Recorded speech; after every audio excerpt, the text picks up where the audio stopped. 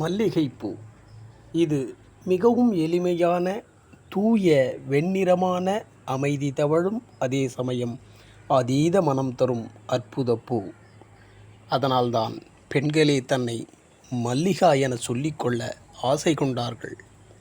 மல்லிகை விரும்பாத பெண்களே இருக்க முடியாது இந்த உலகில்.